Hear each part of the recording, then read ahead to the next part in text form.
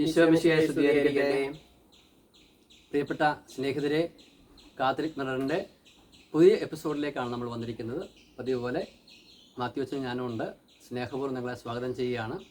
മാത്യു അച്ഛൻ വിഷയം നമ്മളെ അറിയിക്കും. ചേട്ടാ, നമ്മളിന്ന് ഈസ്റ്റർ ഞായറാഴ്ചയിലാണ്. ഈസ്റ്ററിൻ്റെ ആഘോഷമെല്ലാം കഴിഞ്ഞു. സന്തോഷം, ഈസ്റ്ററിൻ്റെ സന്തോഷത്തിലാണ്. നോമ്പെല്ലാം വീടി. അപ്പം ഭൗതികമായ സന്തോഷവും ആത്മീയ സന്തോഷവും ഒരുമിച്ച്. അപ്പോൾ കഴിഞ്ഞ ദിവസങ്ങളിലെല്ലാം ഏറ്റവും കൂടുതൽ ആത്മീയ ചൈതന്യം നിറഞ്ഞ ദിവസങ്ങളിലൂടെയാണ് നമ്മൾ കടന്നുപോയത്. പെസഹ വ്യാഴാഴ്ചയും ദുഃഖ വെള്ളിയാഴ്ചയും ദുഃഖ ശനിയാഴ്ചയും ഇതാ ഈസ്റ്റർ. ശരിക്കും പറഞ്ഞാൽ ഈ ദിവസങ്ങളിലെല്ലാം ആത്മീയത നമ്മുടെ ജീവിതത്തിൽ എങ്ങനെ പ്രതിഫലിക്കണം, ഇനിയുള്ള നമ്മുടെ ഓരോ ദിവസങ്ങളും ഓരോ നിമിഷങ്ങളും എങ്ങനെയാകണം, എന്താണ് ബിച്ചൺ അതേക്കുറിച്ച് പറയാനുള്ളത്? പെസഹ വ്യാഴത്തെക്കുറിച്ച് തന്നെ പറഞ്ഞ് ആരംഭിക്കാമോ? അതെ. അപ്പോൾ നമ്മൾ ഈ നോമ്പ് ആരംഭിക്കുന്ന ദിവസങ്ങളിൽ നമ്മളൊരു വീഡിയോ ചെയ്തിരുന്നു, സ്നേഹനോമ്പെന്ന് പറഞ്ഞുകൊണ്ട്. അപ്പോൾ അതിൽ നിന്ന് ആരംഭിക്കാൻ തോന്നുന്നു. അപ്പോൾ നമ്മുടെ പ്രിയപ്പെട്ട സഹോദരങ്ങൾ സ്നേഹനോമ്പൊക്കെ എടുത്ത് മറ്റ് നോമ്പെന്നൊക്കെ പറഞ്ഞപ്പോൾ ഇറച്ചി അല്ലെ മീൻ മുട്ട എന്നൊക്കെ പറഞ്ഞു കഴിഞ്ഞാൽ 50 ദിവസം കഴിയുമ്പോൾ പിന്നെ അത് നോമ്പ് വേണ്ട. സ്നേഹനോമ്പിന് പ്രത്യേകത എന്ന് പറഞ്ഞു കഴിഞ്ഞാൽ ഈ നോമ്പിന് ശേഷം മുമ്പ് എന്നതിനേക്കാൾ ഇത് വീണ്ടും കണ്ടിന്യൂ ചെയ്യണം. അതെ. അപ്പോൾ ആ കാര്യം നമുക്ക് എല്ലാവർക്കും ഓർമ്മിക്കാം. നമ്മൾ സ്നേഹനോമ്പ് എടുത്തത് സ്നേഹം നമുക്കൊരു തഴക്കമാകാൻ വേണ്ടിയായിരുന്നു. പിന്നെ അച്ഛൻ പറഞ്ഞതുപോലെ ഈ പെസഹ ആ ദിവസമാണല്ലോ. പെസഹ ദിവസം അനേകം മഹത്തരമായ കാര്യങ്ങളുടെ ഒരു സ്ഥാപന ദിവസമാണല്ലോ. ഒന്ന് പൗരോഹിത്യം സ്ഥാപിക്കുന്നു, പരിശുദ്ധ കുർബാന സ്ഥാപിക്കുന്നു. ബെനഡിക്റ്റ് പാപ്പയുടെ ഭാഷയിൽ പറഞ്ഞു കഴിഞ്ഞാൽ കുമ്പസാരത്തിൻ്റെ പോലും വേദികൾ അവിടെ കിടപ്പുണ്ട്. ഇപ്പോൾ ഈശോ അപ്പോസ്തലന്മാരുടെ കാലുകൾ കഴിയുന്നിടത്ത് കുമ്പസാരം എന്ന കൂദാശ വേദികൾ കിടപ്പുണ്ട്. പിന്നെ വരുന്നത് മനോഹരമായ സ്നേഹപ്രമാണം ഈശോ നൽകുന്ന ദിവസമാണ്. അപ്പം മറ്റ് കാര്യങ്ങളൊക്കെ എനിക്ക് തോന്നുന്നു, മറ്റ് എന്താണ് പറഞ്ഞ പൗരോഹിത്യം, പരിശുദ്ധ കുർബാന, ഈ കാര്യങ്ങളൊക്കെ എപ്പോഴും ചർച്ചാ വിഷയമാക്കുന്നത് കൊണ്ട് നമ്മുടെ പെസഹ ദിവസങ്ങളിൽ ചർച്ചാ വിഷയം കാര്യമായിട്ടാകാത്ത ഈ സ്നേഹപ്രമാണത്തെക്കുറിച്ച് ഒന്ന് പറയാമെന്ന് എനിക്ക് തോന്നുന്നു. കാരണം പെസഹ ദിവസം എനിക്ക് തോന്നുന്നത് നമ്മുടെ പ്രഭാഷണങ്ങളിൽ, ചിന്തകളിൽ ഏറ്റവും മുന്നിട്ട് നിൽക്കേണ്ടത് ഈ ഭൂമിക്ക് ലഭിച്ച ഈശോ എടുത്തു പറഞ്ഞില്ലേ, ഞാൻ പുതിയ ഒരു കൽപ്പന നിങ്ങൾക്ക് തരുന്നു എന്ന് പറയുമ്പോൾ ഈശോ തന്നു എന്ന് മാത്രമല്ല, ലോക ചരിത്രത്തിൽ തന്നെ പുതിയൊരു കൽപ്പന കിട്ടുകയാണ്. ഞാൻ നിങ്ങളെ സ്നേഹിച്ചതുപോലെ ദൈവത്തെ ഞാൻ നിങ്ങളെ സ്നേഹിച്ചതുപോലെ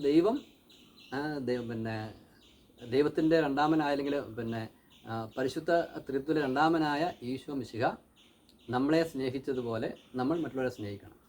പക്ഷെ അതിനു മുമ്പ് ഈശോ മറ്റൊരു കാര്യം പറഞ്ഞിരുന്നു, എൻ്റെ പിതാവ് എന്നെ സ്നേഹിച്ചതുപോലെ ഞാൻ നിങ്ങളെ സ്നേഹിച്ചു.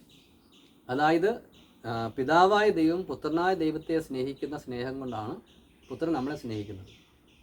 അപ്പോൾ ഈ സ്നേഹത്തിൻ്റെ ഈ ഒരു വലിയ സംഭവം ആദ്യമായിട്ടാണ് ലോകം അറിഞ്ഞത്. ഒരു മനുഷ്യനെ ദൈവത്തെ സ്നേഹിക്കുന്നത് പോലെ സ്നേഹിക്കുന്നുണ്ടെന്ന്.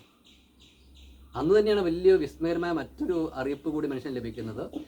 ആ ഒരു വലിയ സ്നേഹം കൊണ്ട് മനുഷ്യനെ സ്നേഹിക്കണം. ഇപ്പം പെസഹ ദിവസം നമ്മൾ മറ്റ് കാര്യങ്ങളിൽ ആയിട്ട് ബന്ധപ്പെട്ട് ഇങ്ങനെ ആചാരാനുഷ്ഠാനങ്ങൾ കൂടി പോവുകയും പരിശുദ്ധ കുർബാനയുടെ തുടർച്ചയായ ഈ ഒരു സ്നേഹകൽപ്പന വിസ്മരിക്കുകയും ചെയ്ത് കഴിഞ്ഞാൽ ഒന്നാമത്തേത് തന്നെ വിസ്മരിക്കപ്പെടും. കാരണം നമ്മൾ ശ്രദ്ധിച്ചാൽ മനസ്സിലാവും, പരിശുദ്ധ കുർബാന സ്ഥാപിച്ചതിന് തൊട്ട് പറയുകയാണ് ഈശോ പറഞ്ഞത്, ഞാൻ നിങ്ങൾക്ക് പരിശുദ്ധ കുർബാനയായി എന്നെ തന്നെ നിങ്ങൾക്ക് പൂർണ്ണമായിട്ട് നൽകി നിങ്ങളെ സ്നേഹിച്ചതുപോലെ നിങ്ങൾ ഈ ഒരു സ്നേഹം നിങ്ങൾ മറ്റുള്ളവർക്ക് പങ്കുവയ്ക്കണം. അപ്പോൾ ഈ പെസഹ ദിവസത്തിൻ്റെ ഏറ്റവും വലിയൊരു മെസ്സേജായിട്ട് പരിശുദ്ധ കുർബാന സ്ഥാപനത്തോടൊപ്പം തന്നെ നമ്മൾ കാണേണ്ടതാണ് ഈ സ്നേഹകൽപ്പന കൂടിയെന്ന് എനിക്ക് പറയാൻ വേണ്ടിയിട്ടൊരു ആഗ്രഹമുണ്ട്. ദൈവത്തെ സ്നേഹിക്കുന്ന പോലെ നമ്മളെയും സ്നേഹിക്കുന്നു. ആ സ്നേഹം കൊണ്ട് നമ്മൾ പരസ്പരം സ്നേഹിക്കണമെന്നുള്ള വലിയ റെസ്പോൺസിബിലിറ്റിയാണ് നമുക്ക് തരുന്നത്, അല്ലേ? അപ്പോൾ ആ സ്നേഹത്തിൻ്റെ പ്രകടനമായിരുന്നല്ലോ ദുഃഖ വെള്ളിയാഴ്ച. ശരിക്കും ദുഃഖ വെള്ളിയാഴ്ചയെക്കുറിച്ച് എന്താണ് പറയാനുള്ളത്? ഞാൻ ദുഃഖ വെള്ളിയാഴ്ചയ്ക്ക് വേണ്ടി ഇത്തവണത്തെ ദുഃഖ വെള്ളിയാഴ്ചയ്ക്ക് ഈശോയ്ക്ക് ഒരു കാഴ്ച സമർപ്പിക്കാൻ തീരുമാനമൊക്കെ എടുത്തിട്ടുണ്ട്. തീരുമാനം ബിജേട്ടൻ പറഞ്ഞു കഴിഞ്ഞു പറയാം. ഈശോ തലേദിവസം പരിശുദ്ധ കുർബാനയിൽ ചെയ്ത കാര്യങ്ങൾ അത് പിന്നീട് നമുക്കറിയാമല്ലോ. കുർബാന എന്ന് പറഞ്ഞു കഴിഞ്ഞാൽ ഈശോയുടെ ജനനം മുതൽ ജീവിതാവസാന സ്വർഗാരോഹണം വരെയുള്ള എല്ലാ കാര്യങ്ങളും ആകെ തുകയാണല്ലോ. പിറ്റേ ദിവസം അർപ്പിക്കാൻ പോകുന്ന കുരിശിലെ ബലി പോലും ഈശോ തലേ രാത്രിയിൽ കൗദാശികമായിട്ട് നടത്തി കഴിഞ്ഞ് നമ്മളെ പറയാൻ വേണ്ടി പറ്റും. ദുഃഖ വെള്ളിയാഴ്ചയെക്കുറിച്ച് നമ്മൾ എന്താണ് പറയുക? നമുക്കത് പറയാൻ തക്ക രീതിയിലുള്ള ഒരു സ്നേഹം ഹൃദയത്തിൽ ഇല്ലാത്തത് കൊണ്ട് പറയാൻ പറ്റുന്നില്ല. കുർബാനയെക്കുറിച്ച് അങ്ങനെ പറയേണ്ടതാണ്. അവിടെ നമുക്കിത് പറയാൻ തക്ക രീതിയിലുള്ള സ്നേഹഹൃദയത്തിലില്ല. ആ, ഒരു ദൈവം തന്നെ മനുഷ്യനായിട്ട് ഭൂമിയിലേക്ക് ഇറങ്ങി വന്ന് ആ, തികച്ചും ഈ 33 വർഷക്കാലം ആരാലും മനസ്സിലാക്കപ്പെടാതെ സ്നേഹിക്കപ്പെടാതെ ഈ ഭൂമിയിൽ കഴിഞ്ഞിട്ട് മനുഷ്യ ചരിത്രത്തിൽ ആരും സഹിച്ചിട്ടില്ലാത്ത സഹന വഴികൾ കൂടി കടന്നുപോയി. അപ്പോൾ അത് പിന്നെ അത് നമുക്ക് ഊഹാതീതമായ രീതിയിലുള്ള സ്നേഹത്തിൻ്റെ ഒരു ശൈലിയായിട്ട് രൂപാന്തരപ്പെടുകയാണ്. അതുകൊണ്ട് ഈശോയുടെ സ്നേഹത്തിൻ്റെ ഒരാകത്തുകയായിട്ട് ആ ദിവസം മുഴുവൻ മാറുവാണ്. എനിക്ക് തോന്നുന്നത് ഈ ദുഃഖവെള്ളിയാഴ്ച നമ്മളിങ്ങനെ ഓരോരോ കാര്യങ്ങൾ പെറുക്കി എടുത്ത് നമ്മളിങ്ങനെ ധ്യാനിക്കുമ്പോൾ അതിന് ഈശോയെ പ്രേരിപ്പിച്ച ആ മഹാസ്നേഹത്തെ നമ്മൾ മറന്നു പോയിരുന്നുള്ളതാണ്. ഈശോ എന്തിനു വേണ്ടി ഈശോ ഗെത്സമനിൽ രക്തം ഉയർത്തു? ഈശോ എന്തിന് ചമ്മട്ടിടിയേറ്റു? ഈശോ എന്തിന് മുൾമുടി ധരിപ്പിക്കപ്പെട്ടു? എന്തിന് ഈശോ കുരിശ് ചുമന്നു? എന്തിന് ഈശോ കുരിശ് തറയ്ക്കപ്പെട്ടു? എല്ലാം ഒറ്റ ഉത്തരമേ ഉള്ളൂ. നമ്മോടുള്ള എന്ന് പറഞ്ഞാൽ ഈശോയുടെ സ്നേഹം അതിനെ നിർബന്ധിക്കുകയായിരുന്നു. അപ്പം സ്നേഹത്തിന് പകരം എപ്പോഴും സ്നേഹമാണ് ആവശ്യമുള്ളത്. അപ്പോൾ ദുഃഖവെള്ളിയാഴ്ച എനിക്ക് ദാഹിക്കുന്നു എന്നുള്ളൊരു ഈശോയുടെ ഒരു വാക്കുണ്ട്. അത് നിങ്ങളുടെ ഹൃദയത്തിലുള്ള മുഴുവൻ സ്നേഹത്തിനും വേണ്ടി ഞാൻ ദാഹിക്കുന്നു എന്നാണ് അതിനകത്തെ ഒരു വലിയ അർത്ഥം കിടക്കുന്നത് എനിക്ക് തോന്നുന്നു. അപ്പോൾ ഈ ദുഃഖവെള്ളിയാഴ്ച നമുക്ക് വേണ്ടിയുള്ള നമ്മോടുള്ള സ്നേഹം മുഴുവൻ ഈശോ കുടഞ്ഞിട്ട ദിവസമാണ്. ഞാൻ ചിലപ്പോഴൊക്കെ പറയും ഇങ്ങനെ, നമ്മൾ ഈ ചാക്കിനകത്ത് സാധനം കൊണ്ട് ലാസ്റ്റ് മൂട്ടി പിടിച്ചിട്ട് ഇങ്ങനെ കുടഞ്ഞിടുകയല്ലേ, അങ്ങനെ ഇടുമല്ലോ എന്ന് പറഞ്ഞ പോലെ തന്നെ ഈശോ ജീവിതകാലത്ത് ഇങ്ങനെ സ്നേഹം വിറ്റ് നടക്കുകയായിരുന്നു. എന്നിട്ട് അവസാനം ഈശോ സ്നേഹത്തിൻ്റെ കൊണ്ടുവന്ന ചാക്ക് പിടിച്ച് കുടഞ്ഞിട്ടു. ഇതിനേക്കാൾ എനിക്ക് നിങ്ങളെ സ്നേഹിക്കാൻ പറ്റത്തില്ല എന്ന് പറഞ്ഞുകൊണ്ട് ഈശോ ഏതാണ് എല്ലാം പൂർത്തിയായെന്ന് പറഞ്ഞല്ലോ. എന്ന് പറഞ്ഞു കഴിഞ്ഞാൽ ഇതിൽ കൂടെ നിങ്ങളെനിക്ക് സ്നേഹിക്കാൻ പറ്റത്തില്ല, ഞാൻ പരമാവധി പരിപൂർണമായി സ്നേഹിച്ചു. എന്നിട്ടൊരു കാര്യം, ഈശോ ഒരു ഞാൻ ചിലപ്പോഴെങ്കിലും പറയുവേ, ഇങ്ങനെ നമ്മൾ ചുരുങ്ങി പറയുമ്പോൾ പോലും നമുക്ക് സ്നേഹമില്ല, പറയുമ്പോൾ പോലും ഒരു എരിവില്ല കാര്യമായിട്ട്. ഈശോ ഒരു സ്നേഹ കച്ചവടത്തിന് ഇറങ്ങിയതായിരുന്നു. ഈശോ സ്നേഹം വിറ്റ് നടന്നു. പക്ഷെ കച്ചവടം എപ്പോഴും പൂർണ്ണമാകുന്നത് ഈ മേടിച്ച സാധനത്തിൻ്റെ വില തിരിച്ചു കൊടുക്കുമ്പോൾ കൂടിയാണല്ലോ, അല്ലേ? അതെ, അതിൽ കൊടുത്ത കാര്യങ്ങൾ കച്ചവടം പൂർണ്ണമാകുന്നില്ല. അതെ, നമ്മൾ പലപ്പോഴും പൂർണ്ണമാക്കുന്നുണ്ട് അങ്ങനെ. പക്ഷേ മേടിച്ച വസ്തുവിന് കൊടുക്കാണ്ട് കഴിയുമ്പോഴാണ് കൊടുക്കാൻ വേണ്ടി ഈശോ എനിക്ക് ദാഹിക്കുന്നു എന്ന് പറഞ്ഞത്. അപ്പോൾ ഈ ദുഃഖവെള്ളിയാഴ്ച ഭയങ്കരമായ രീതിയിലുള്ളൊരു കൽപ്പന പോലെ നമ്മളോട് പറയുകയാണ്, നിങ്ങൾക്ക് ഞാൻ തന്ന സ്നേഹത്തിന് പ്രതിസ്നേഹം എനിക്ക് ദാഹിക്കുന്നു, നിങ്ങളുടെ ഹൃദയങ്ങളിലെ മുഴുവൻ സ്നേഹത്തിന് വേണ്ടി ഞാൻ ദാഹിക്കുന്നു എന്ന് ഈശോ നമ്മോട് ശക്തമായിട്ട് ആഹ്വാനം ചെയ്യുന്ന ഒരു ദിവസത്തിൻ്റെ ഓർമ്മയായിട്ട് എനിക്ക് ദുഃഖവെള്ളിയാഴ്ച തോന്നുകയാണ്. ഇവിടെ വന്നിരുന്ന സമയത്ത് അച്ഛൻ ചോദിച്ച സമയത്ത് പെട്ടെന്ന് ഉള്ളിലേക്ക് വന്നതാണ്. ഇത് പരിശുദ്ധാത്മാവിൻ്റെ ഒരു ശക്തമായ പ്രചോദനമാണെന്ന് ഞാൻ വിശ്വസിക്കാൻ ആഗ്രഹിക്കുകയാണ്. ഈശോയുടെ എനിക്ക് ദാഹിക്കുന്നു എന്നുള്ള ഒരു ചിന്തയാണ് ഞാൻ ധ്യാന വിഷയമായിട്ട് കഴിഞ്ഞ ദിവസങ്ങളൊക്കെ എടുത്തത്. ഇപ്പം ഭാരതത്തിൽ ക്രൈസ്തവർ വളരെ 2% ഉള്ളൂ. പക്ഷേ ക്രൈസ്തവ വിശ്വാസം ഭാരതത്തിൽ വന്നിട്ട് 2000 വർഷമായി. ഇവിടെയുള്ള നിരവധി ആൾക്കാർ ഇനിയും ഈശോയെ അറിഞ്ഞിട്ടില്ല. നമുക്കിപ്പം പരസ്യമായിട്ട് സുവിശേഷം പ്രഘോഷിക്കാനുള്ള സാഹചര്യങ്ങളും ഇല്ലാതായി കുറഞ്ഞു വരികയാണ്. അപ്പോൾ ഈ സാഹചര്യത്തിൽ ഞാൻ ചിന്തിച്ചതാണ്, ഏകരക്ഷകനായ ലോകരക്ഷകനായ സകല മനുഷ്യരുടെയും, ഇപ്പോൾ ജീവിക്കുന്നവരുടെയും മുമ്പ് ജീവിച്ചിരുന്നവരുടെയും ഇനി ജനിക്കാനിരിക്കുന്നവരുടെയും ആയ സകല മനുഷ്യരുടെയും രക്ഷകനായ യേശുവിൻ്റെ അത്യുന്നത നാമവും ആ രക്ഷാകര പ്രവൃത്തിയും ലോകം അറിയാൻ ഉള്ള വഴി അടഞ്ഞടഞ്ഞ് നമ്മുടെ നാട്ടിൽ വരുമ്പോൾ നമുക്ക് ചെയ്യാൻ പറ്റുന്ന ഒരു മാർഗ്ഗം ഇത്രയേ ഉള്ളൂ, പ്രാർത്ഥന. ഞാൻ വിചാരിച്ചതാണ്, 20 അക്രൈസ്തവരെ എടുക്കുക. 20 അക്രൈസ്തവർ യേശുവിനെ അറിയാൻ വേണ്ടി ഞാൻ പ്രാർത്ഥിക്കും. അതെൻ്റെ മരണം വരെ അത് കൊണ്ടുപോകണമെന്ന് ഞാൻ ആഗ്രഹിക്കാം.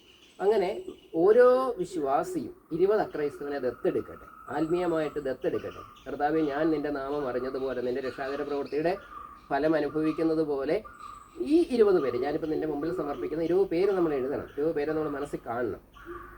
ആ 20 പേരെ നീ എന്നെ അറിയുവാൻ, നിനക്ക് പല വഴികളുണ്ടല്ലോ, അതിനുവേണ്ടി ഞാൻ പ്രാർത്ഥിക്കുന്നു. അപ്പോൾ അങ്ങനെ ഒരു പ്രാർത്ഥന ചൈതന്യം അല്ലെങ്കിൽ ഒരു പ്രാർത്ഥനാ നിയോഗം ആരംഭിച്ചാലോ എന്ന് ഞാനിങ്ങനെ ചിന്തിക്കുക. വലിയൊരു കാര്യമാണ്. കാരണം സാധാരണ ഇങ്ങനെ പറഞ്ഞു കേട്ടുള്ളൊരു കാര്യമല്ലത്. കേട്ടുകൊണ്ടിരിക്കുന്ന പ്രിയപ്പെട്ട സഹോദരങ്ങൾക്ക് ഉള്ളൊരു നല്ലൊരു ആഹ്വാനം, എല്ലാവർക്കും ഉള്ളൊരു നല്ല ആഹ്വാനം എനിക്ക് ഫീൽ ചെയ്യുക. കാരണം അങ്ങനെ ഒരു രീതിയെക്കുറിച്ച് ആദ്യമായിട്ട് ഞാൻ ശ്രദ്ധിക്കുന്നത്. വളരെ പ്രാക്ടിക്കലാണല്ലോ, ചെയ്യാൻ പറ്റുന്നൊരു കാര്യമാണല്ലോ. അതെ, കാരണം നമുക്ക് കിട്ടിയ നന്മ മറ്റുള്ളവർക്കും കിട്ടണമെന്ന് നമ്മൾ ആഗ്രഹിക്കുന്നതാണല്ലോ സ്നേഹം. അതെ അതെ അതെ. അപ്പം ഈശോ അവരുടെ ഹൃദയത്തിലെ സ്നേഹവും ഈശോയ്ക്ക് അവകാശപ്പെട്ടതാണല്ലോ. ഈശോയെ അറിയാതെ എങ്ങനെ അവർ ഈശോയ്ക്ക് സ്നേഹിക്കും? അതാണ് അതിനകത്തെ പിന്നുള്ള ചിന്ത. അപ്പം വിശോട്ടാ, അപ്പം ദുഃഖ ശനിയാഴ്ചത്തെക്കുറിച്ച് എന്താ പറയാനുള്ളത്? നമ്മുടെ പുതുവെള്ളം മഞ്ചരിപ്പൊക്കെ ആണല്ലോ ദുഃഖ ശനിയാഴ്ച. നമ്മളുടെ മാമോദീസ നവീകരണത്തിൻ്റെ ദിവസമായിട്ട് കൂടിയാണല്ലോ നമ്മൾ അങ്ങനെയാണ് പ്രധാനമായിട്ട് കാണുന്നതിന് വേണ്ടിയാണ്. അപ്പോൾ നമ്മുടെ സമർപ്പണം ഈശോയ്ക്ക്, നമ്മുടെ മാമോദീസായിൽ നമുക്ക് വേണ്ടി നമ്മുടെ പേരൻസ് അല്ലെങ്കിൽ ജ്ഞാനപിതാക്കന്മാർ വന്ന് നമ്മളെ സമർപ്പിച്ചു. ആ സമർപ്പണം നമുക്ക് ബോധം വന്ന സമയം തൊട്ട് നമ്മൾ എന്തുമാത്രം നടത്തിയെന്ന് ആത്മാർത്ഥമായിട്ട് ധ്യാനിക്കുവാനും ആ സമർപ്പണത്തിൻ്റെ അപാകതകൾ, സമർപ്പണം എന്ന് പറഞ്ഞാൽ നമുക്കറിയാം, ഈശോയെ കൊടുക്കാനുള്ള കൊടുത്തോ, ഈശോ കൊടുക്കാണെന്ന് പറഞ്ഞു കഴിഞ്ഞാൽ നമ്മുടെ ഓരോ തലമുടി ഇഴയ്ക്ക് പോലും അവകാശം ഈശോയ്ക്കാണ്. അപ്പം അതുകൊണ്ടാണല്ലോ ഈശോ എണ്ണി വെച്ചേക്കുന്നത്. അത് അവൻ്റെ സാധനമായതുകൊണ്ടാണ് ഇതെല്ലാം എണ്ണി വെച്ചേക്കുന്നത്. അപ്പോൾ അത് ആ ഒരു കൊടുക്കലിന് നമ്മൾ എന്തുമാത്രം ശ്രമിച്ചു, അല്ലെങ്കിൽ എന്തുമാത്രം അതിനകത്ത് നമുക്ക് വിജയിക്കാൻ പറ്റി, ഇനി എന്തുമാത്രം ബാക്കി കിടക്കുന്നു എന്നതിൻ്റെ ഒരു കണക്കെടുപ്പിൻ്റെ ദിവസമായിട്ട് ഈശോയ്ക്ക് കൊടുക്കേണ്ട നമ്മുടെ ജീവിതത്തിൻ്റെ എല്ലാ മേഖലകളും നമുക്കുള്ള സമസ്തവും കൊടുക്കേണ്ടതിൻ്റെ എന്തുമാത്രം കൊടുക്കുന്നതിനെക്കുറിച്ച് ചിന്തിച്ചായിരുന്നോ? അങ്ങനെ ഒരു ബോധപൂർവ്വ ജീവിതം ഉണ്ടായിരുന്നോ എന്നൊക്കെ ആത്മാർത്ഥമായിട്ട് ചിന്തിക്കാവുന്ന ഒരു സമയമായിട്ട് ദുഃഖശനിയാഴ്ച കാണാമെന്ന് എനിക്ക് അങ്ങനെ ഒരു പ്രേരണ വരികയാണ്. തീർച്ചയായിട്ടും. അപ്പം അങ്ങനെ ഈശോയ്ക്ക് കൊടുക്കുന്ന ആൾക്കാണ് യഥാർത്ഥത്തിൽ ഈസ്റ്റർ ഉള്ളത്, അല്ലേ? അല്ലേ? അല്ലെങ്കിൽ അത് ബാഹ്യമായ ഒരു ആഘോഷമായിട്ട് പോകും. ശരിക്കും ഈസ്റ്ററിന്റെ സന്തോഷം അത് ആത്മീയമായും ബാഹ്യമായും സാമൂഹികപരമായിട്ടും സഭാത്മകമായിട്ടും എങ്ങനെ ആഘോഷിക്കാമെന്നാണ് വിശേഷന്റെ ഒരു കാഴ്ചപ്പാട്. ഈസ്റ്ററിനെ കുറിച്ച് പിന്നെ ഞാനൊരു വായിച്ച് കേട്ടത്, ആദിമസഭയിലൊക്കെ ഇപ്പോൾ ഒന്ന് അറിഞ്ഞുകൂടാ, ചിലപ്പോൾ ഇനി മറ്റു രാജ്യങ്ങളെ കൊണ്ടൊന്നും അറിഞ്ഞുകൂടാ, ഈസ്റ്റർ ദിവസം കുർബാന കഴിഞ്ഞ് പുറത്തേക്ക് ഇറങ്ങുമ്പോൾ വിശ്വാസികൾ തമ്മിൽ ഭയങ്കര സന്തോഷം, ഹല്ലേലൂയ നമ്മുടെ നാഥൻ ഉത്ഥാനം ചെയ്തു. പിന്നെ അവരുടെയൊക്കെ അല്ലെങ്കിൽ പല രാജാക്കന്മാരും പല നേതാക്കന്മാരും വീരോചിതമായിട്ട് മരിച്ചത് അവർക്കറിയാം.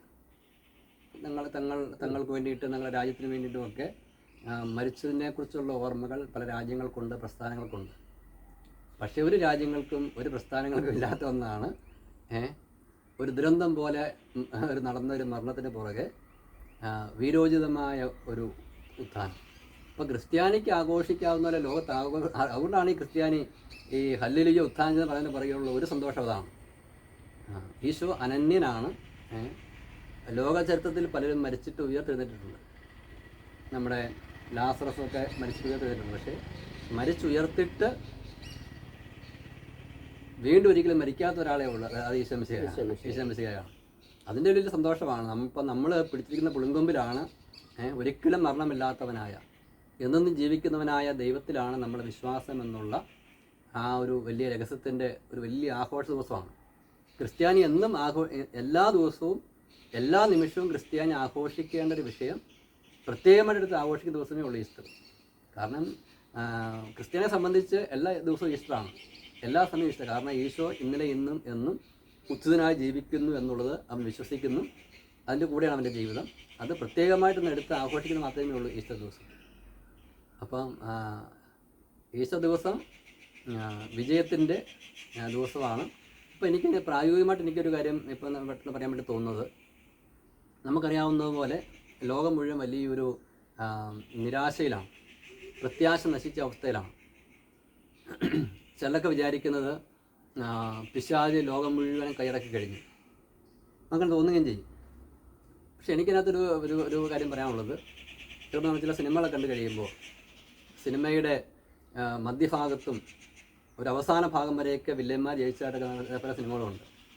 പക്ഷെ ക്ലൈമാക്സിലാണ് ഇതിൻ്റെ കാര്യങ്ങൾ മാറി പറയുന്നത്. അതുവരെ വിജയിച്ച് നിന്ന വില്ലൻ ഒറ്റ സമയം കൊണ്ട് തീർന്നു. ഇത് തന്നെയാണ് ദൈവം ഭരിക്കുന്ന ഈ ലോകത്തിൽ അവസാനം സംഭവിക്കാൻ വേണ്ടി പോകുന്നത്.